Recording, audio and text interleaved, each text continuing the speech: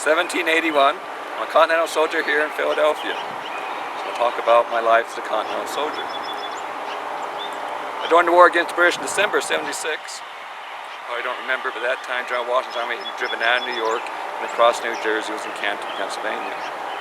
The people in Pennsylvania heard stories of how the British and Hessian soldiers were stealing people's property, killing their livestock, and cutting down their orchards. So I became concerned. I joined the Pennsylvania militia. The militia is an army of a state, where the Continental Army is the army of all the states. Anyway, I joined the Pennsylvania militia. We were supposed to take part in the first battle at Trenton, but we didn't. We did take part in the second battle at Trenton, the battle at Princeton. After those two battles, the British left most of New Jersey, and we encamped the rest of the winter at Morristown, New Jersey. During that encampment, my enlistment in the Pennsylvania militia expired, and I joined the Continental Army. I've been in the Continental Army ever since. Since joining the Continental Army, I've taken part in the battles at Brandywine to south of Philadelphia, Germantown to the north, Freehold Courthouse over in New Jersey.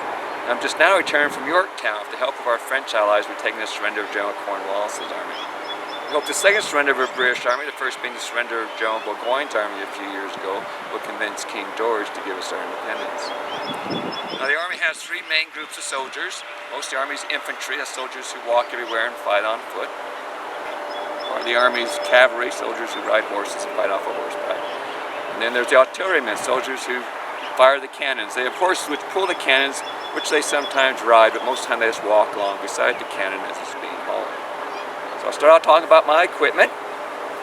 We'll start at the top with my hat. My hat's called a tricorn because it's tied in this three-point shape. Notice I said tied. If I did the strings here, here, and here, I'd have a round dome with a round brim. This black piece of cloth on my hat is called a cockade. The American Army generally wears a black cockade, and our French allies generally wear a white cockade. But some take wearing a black and white cockade to signify the French and the American alliance. This is my pipe. I used to smoke tobacco. It's made out of clay and it's easily broken, so I carry it here on my hat to help protect it. My hat's rather stiff, being made from a fur and a binder or a glue. Now I am an infantryman because I have to walk everywhere, carry all my things. I have a backpack. Most of my backpack's taken up with a blanket, but I have a few other things in here as well.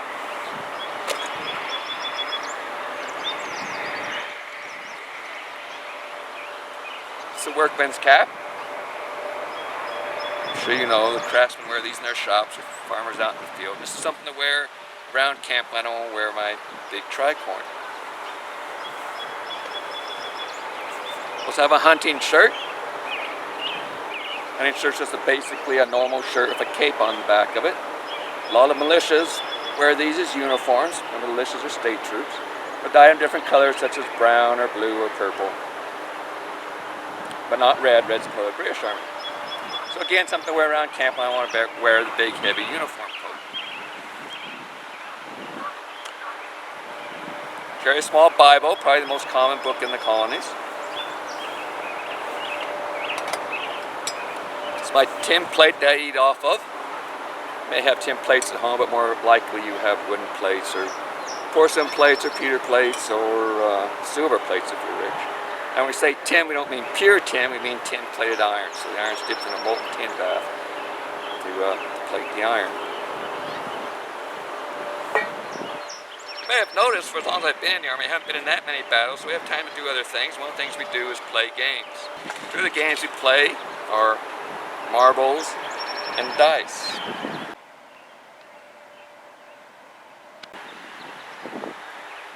Marbles are made out of clay. Your marbles are probably made from clay unless you're well off, then you may in stone, glass, or porcelain marbles. My dice are made from musket balls. Your dice at home are probably made from bone or wood.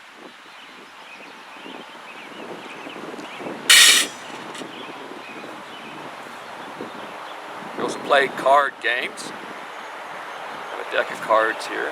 It's probably just like the cards you have at home. Now, soldiers are allowed to play games, but not allowed to gamble. Only the officers can gamble.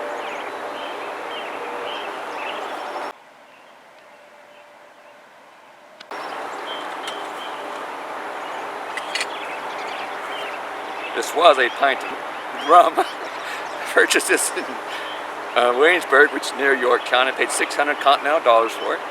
I've drank the rum, but I've kept the jug to give to my wife.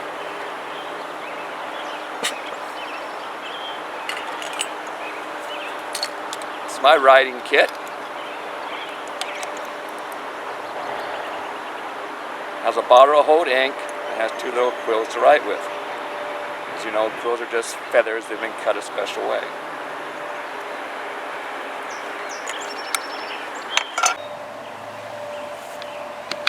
Now earlier I mentioned encampment, but that means in the winter so the armies can't fight, so they go into encampment.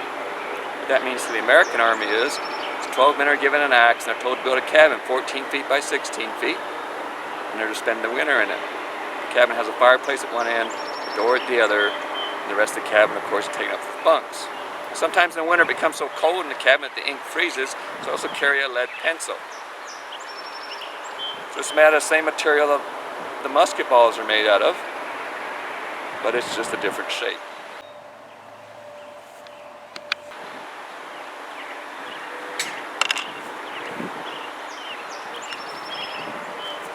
It's a piece of cow horn. I think I'll make some buttons out of this later, but right now it's just a piece of cow horn.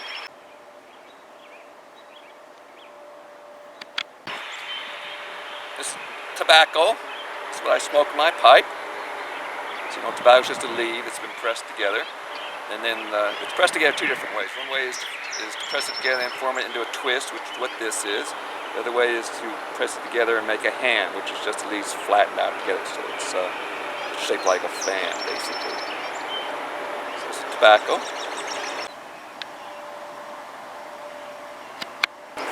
My fork and spoon. Spoon's made out of cow horn. My fork's made out of iron with a bone handle. It's a pewter cup. Picked this up in Yorktown after the British surrender. As you know, pewter is just an alloy of tin and copper and lead. Pewter's rather heavy, so this isn't my soldier cup. The soldier cup I'll show you later. But I like this, so I took it out of the camp and I'll take it home and give it to my wife.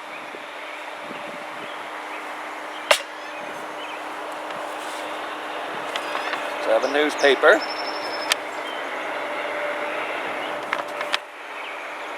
I'm going to make cartridges out of this newspaper, and I'll talk about those next.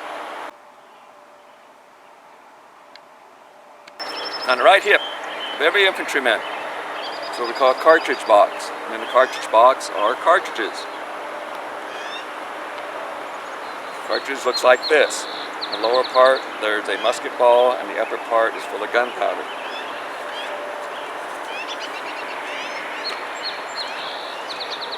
Make a cartridge. You start with a stick called a former. The former has an indentation cut into the top of it. Next you have a piece of paper and you cut into this shape. Then you take a musket ball, put it on top of the former, you take the paper, and you wrap it around.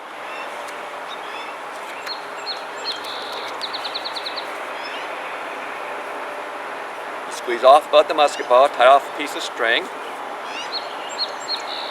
take the former out, fill most of the rest of the cylinder up with gunpowder and then twist it off. And that leaves you with a cartridge. The cartridge used the musket, so we need to talk about the parts of the musket for a moment. It's called the cock. Cock was a rock called flint. Flint hits iron, it makes sparks. This is called the steel. It moves up and down over this part, which is called the pan. But the pan, there's a hole that goes into the barrel. Right? So the fire musket, take a cartridge out of the cartridge box. Soldier sticks it in his mouth, bites down on it, and pulls it away. It tears the paper and exposes the gunpowder. Pours a little bit of powder into the pan, puts the steel down on top of the pan, puts musket butt on the ground. Pours the rest of the powder down the barrel, drops the ball in, stuffs the paper on top. Pulls out the ramrod.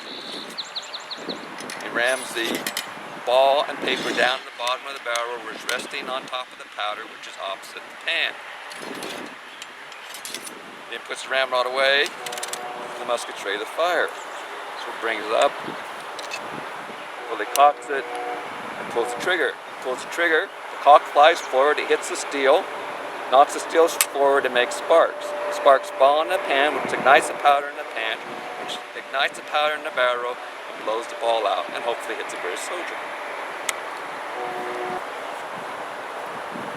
Now if I should happen to load the musket in which to unload without firing it, I have this tool called a worm.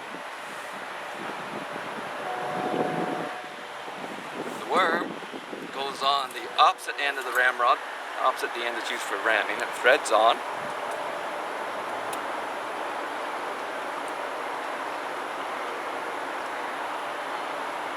So when I loaded the musket, I put the powder in, the ball in, the paper on the top. Well, the paper's holding the ball and powder down the barrel. So to unload it, I need to stick the ramrod off the worm down the barrel, twist it, the little fingers on the worm, grab the paper. I can pull the paper out, tip the barrel, and the powder and ball will flow out. The musket will be unloaded.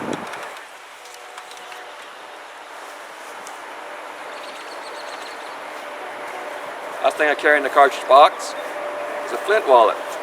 Since the flint's used to fire the musket, the flint becomes broken or dull and needs to be replaced. So each one of these little pockets is a place to hold flints. The flint is held in the jaws of the cock with a screw, so I also have a screwdriver that I can loosen the screw with and change out the flints.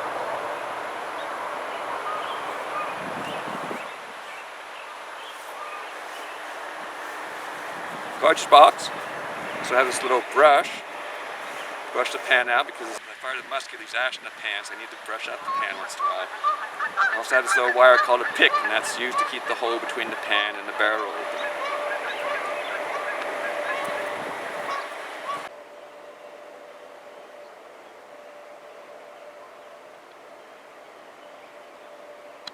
Powder has 3 ingredients: saltpeter, sulfur, and charcoal. Remember, when you fire the musket, the first step is to stick the cartridge in your mouth, bite down, pull it away. When you do that, you get gunpowder in your mouth. The gunpowder tastes pretty bad, so before a battle, every soldier wants to make sure he has a full canteen. So this is a tin canteen, type of canteen all the British soldiers carry. Some of the American soldiers carry this type of tin canteen, and some carry a wooden canteen. As I mentioned before, tin is really tin-plated iron, so the water in a tin canteen will become rusty, because in the process of making the canteen, some of the iron gets exposed. Another disadvantage of a tin canteen is when the sun shines on it, it heats up the water quickly, so water in a tin canteen can be quite hot at times. Now, a wooden canteen doesn't have the problem with the rust, doesn't heat up in the sun as quickly, but a wooden canteen is made of wooden slats. When you first fill a wooden canteen, it will often leak until the wood swells up and seals off the gaps between the slats.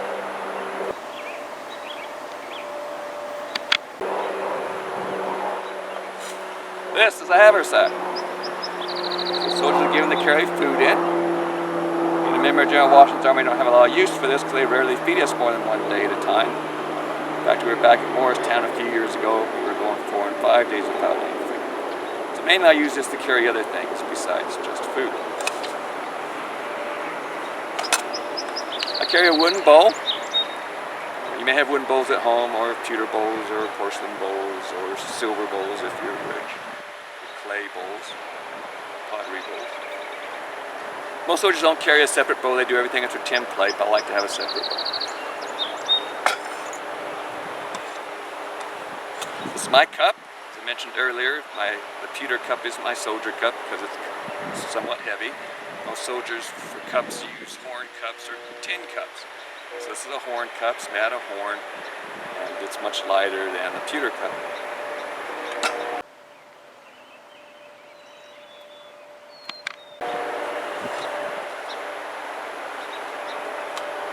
I actually have some food in here. The most common rations the Army word for food, the most common ration in the American Army is flour. Just flour. So we'll mix it with water and put on a rock near the fire and make what we call fire cakes.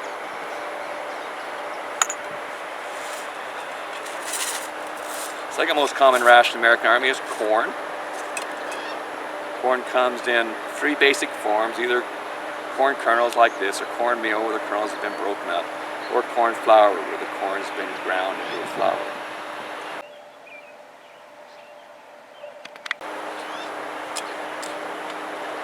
most common meat ration in the American Army is salted pork. It's pork that's been butchered, placed in a barrel of salt to preserve it.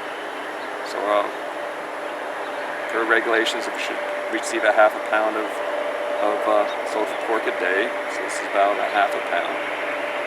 Some of the cuts are quite fatty, like this one is. We'll also get salted beef, dried beef. I have some dried beef here. Salted fish. Here's some dried beef.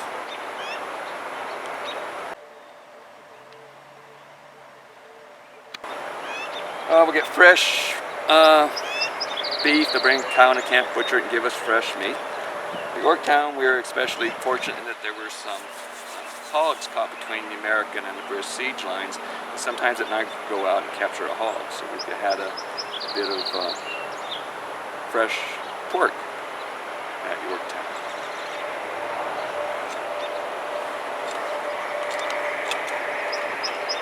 We also have some shipbread. Shipbread's a hard flour cracker. It's not a normal ration for the American Army, it's for the British Army. The only reason I have some of these is because I took out of some ship's stores. I took a ship from Yorktown up to Hedeville before arriving here in Philadelphia. And the reason it's called shipbread, that's what you find it most often is on ships. Being nice and hard, it keeps well in the damp ship conditions. In fact, if you get some mold growing on it, you can just scrape it off and still eat them. Last thing I have in here is a fire starting kit. The fire starting kit of this kind has 4 parts. First part, something ignites easily. I like to use tow. Tow is the short fibers left over from processing flax, and flax is a plant used to make a cloth called linen. My pants are made from linen. So you need something that ignites easily. You need char cloth. Char cloth's been set on fire but not consumed. It's been charred. And you need a way to make sparks. Make sparks the same way we do with the musket, with flint and steel. So we take the flint, we strike against the steel, and we make sparks. The sparks fall down the char cloth, and they live in the char cloth hopefully long enough to get your straw or tow or whatever you're using ignited and your fire going.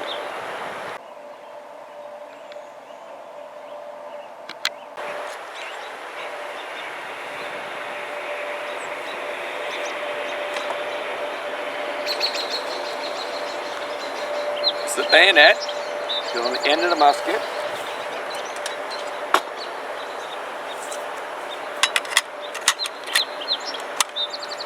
Turns the musket into a spear.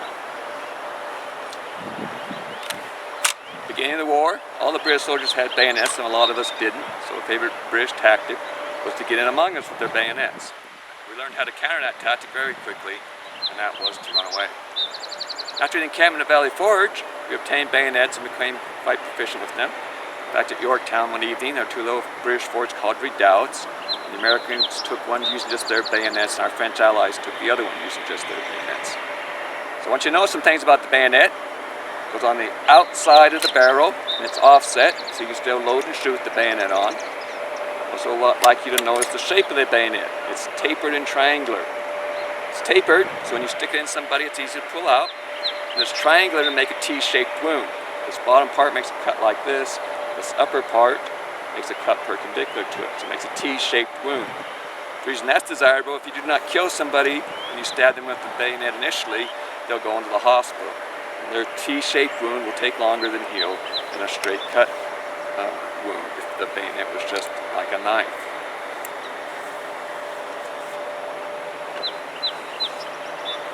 My uniform is per General Washington's orders of October '78. Per General Washington's orders, the American Army wears basic blue color. I'm sure you noticed when the Hessians were here in Philadelphia, they also wear a basic blue color, but it's a different shade of blue, and the cuts of their coats are different.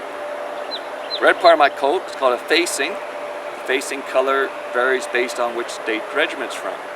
Now what that means is the Army's divided into regiments of 400 to 600 men. They're named after states, like the 1st New York, or the 1st New Jersey, or 2nd Pennsylvania, names like that. So if the regiment's from New England, the facing should be white. The regiments from New York and New Jersey, the facing should be buff, a light brown color. The regiments from Delaware, Maryland, Pennsylvania, or Virginia, the facing should be red. I'm from Pennsylvania, so I have a red facing. And if the regiments from North Carolina, South Carolina, or Georgia, the facing should be blue with white trim around the buttonholes. So we dress this way if we can. Most of our supplies are come to us via the French, so we use basically what they give us. In fact, right now there's 2 New York regiments wearing brown uniforms. These brown uniforms came to us via the Spanish, who are allied with the French. The Spanish captured a British supply ship with British uniforms. They turned them over to the French, who turned them over to us. But we couldn't use them as redcoats, of course, so we dyed them brown, and they were given to some New York troops to wear.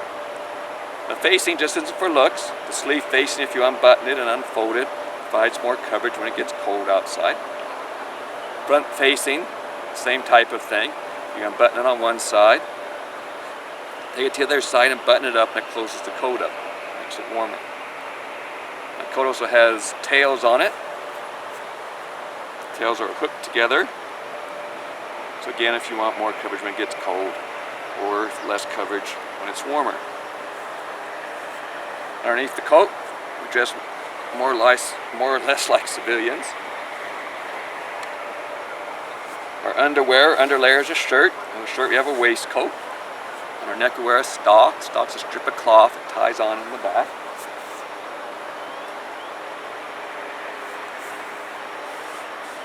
One thing the Army does differently is it likes to wear overalls instead of the knee breeches. The knee breech, of course, the trouser material ends at the knee, and the calf is covered by a stocking. As you can see, with the overalls, the trouser material goes all the way down to the foot, where it bells out over the shoe. The overalls have the same button front fly, and the waist is just the screen through the back.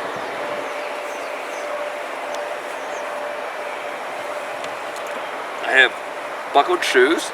Some soldiers have lace shoes, but mine happen to be buckled. My shoes are straight, which means not right or left footed, so I can put them on either foot when I first get them.